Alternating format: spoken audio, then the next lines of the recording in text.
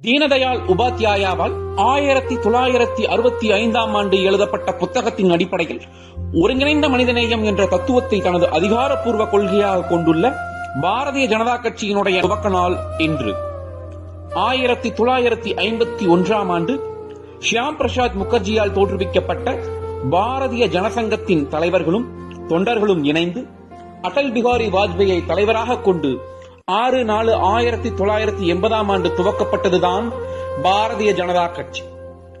தேசமே தெய்வீகம், தேசியம், வலதுசாரி கொள்கையை கொண்டு பாரதிய ஜனதா கட்சியானது வளர்த்தெடுக்கப்பட்டது.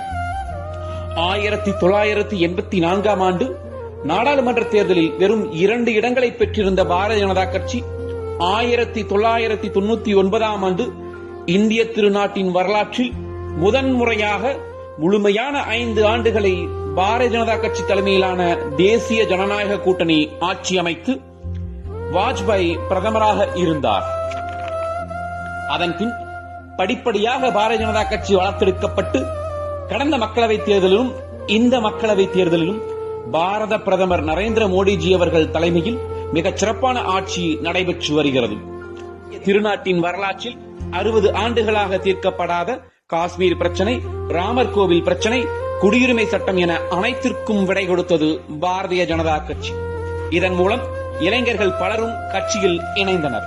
இன்று 18 கோடி உறுப்பினர்களை கொண்டு இந்தியா மட்டுமல்ல, ஆசிய கண்டம் மட்டுமல்ல, உலகிலேயே முதல் ஆகப்பெரிய கட்சியாக வளர்ந்து நிற்கிறது பாரதிய ஜனதா கட்சி. இந்த தருணத்திலே கட்சியை வளர்க்க அரும்பாடுபட்ட நம் தலைவர்களை நினைவில் கொள்வோம். பாரத் மாதா கி ஜெய். பாரதிய ஜனதா கட்சி வாழ்க வாழ்க.